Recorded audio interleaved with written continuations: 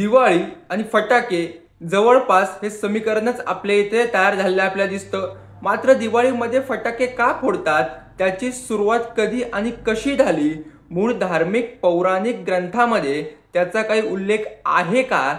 चला तर आपण जाणून घेऊया आपल्या आशा परिवर्तन या यूट्यूब चॅनलच्या माध्यमातून। मी ॲडव्होकेट सौरभ। आपण बघू शकतो की मुळात प्राचीन हिंदू धार्मिक ग्रंथामध्ये व पौराणिक स्पष्टीकरणामध्ये कुठेही फटाके फोडण्याच्या परंपरेचा कसलाही उल्लेख नाही। तर दिवे लावून दिवाळी साजरी केली जात होती, फटाके फोडून नाही। त्यामुळे फटाके फोडणे ही अर्थातच अलीकडची भर दिवाळीमध्ये आहे। जेव्हा दिवे लावणे, रांगोळी काढणे ह्या जुन्या रीतिरिवाजाची तुलना केली तर आपण बघू शकतो की फटाके फोडणे ही यामध्ये अत्यंत अलीकडची भर आहे। याचा इतिहास जर आपण बघितला तर मध्ययुगीन काळात चीन सोबतच्या व्यापारातून भारतात फटाके आणली गेली। काही अहवालामध्ये त्याचे आगमन 13व्या शतकात व्यापारी आणि प्रवासादरम्यान भारतात पोहोचलेले सांगितले जाते।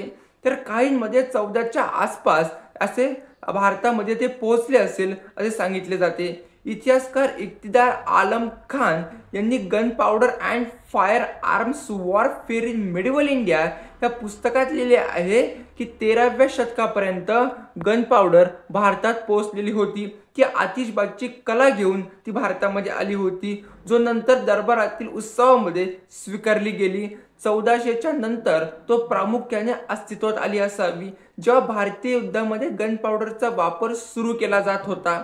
तर D.N. झा यांचं म्हणणं आहे की fest and fast history of food in India मध्ये त्यांनी सांगितलं आहे की चीनी गन पावडर कलेपासून निर्माण झालेले फटाके सुरुवातीला भारतीय दरबारात वापरले जात होते आणि नंतर ते दिवाळी सारख्या धार्मिक सणांचा भाग बनले व सुरुवातीला ते फक्त राज दरबारापुरते मर्यादित होते। तर पोर्तुगीज इतिहासकार डुआर्टे बार्बोसो यांनी 1518 रोजी एका गुजराती ब्राह्मण लग्नाचे वर्णन केले आहे, जिथे त्यांच्या आनंदासाठी मोठ्या प्रमाणामध्ये बॉम्ब्स आणि रॉकेटचा गोळीबार केला जात होता, असे वर्णन त्यांनी आपल्याकडे नोंदवून ठेवलेले आहे।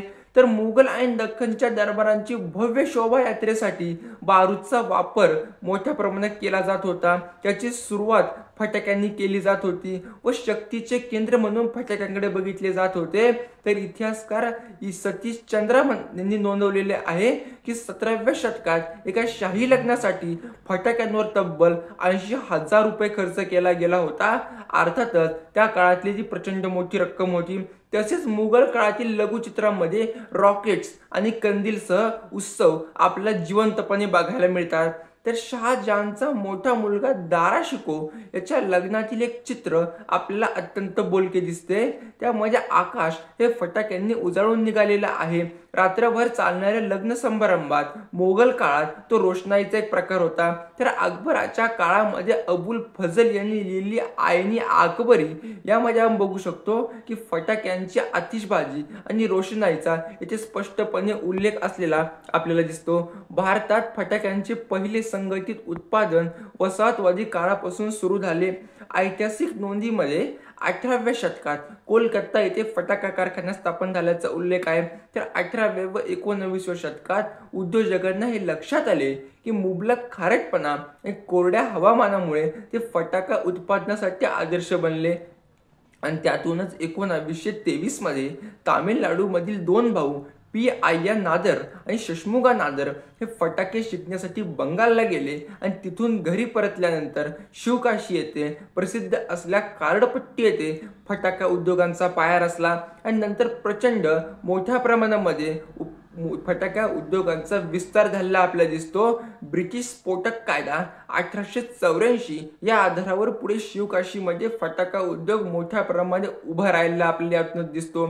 वसाहतवादी काळामध्ये दिवाळीत फटाके हा सामुदायिक उत्सव नव्हता, पण 20व्या शतकाच्या सुरुवातीला तो सार्वजनिक उत्सवात त्याचं परिवर्तन झालं आणि यात्रांमध्ये फटाके हे समाविष्ट होऊ लागले आणि हळूहळू शाही लोकांपासून सर्वसामान्यांच्या आनंदाचा फटाके एक भाग बनत गेले आणि स्वातंत्र्यानंतर तो अजून मोठा भाग बनण्यास मदत झाली।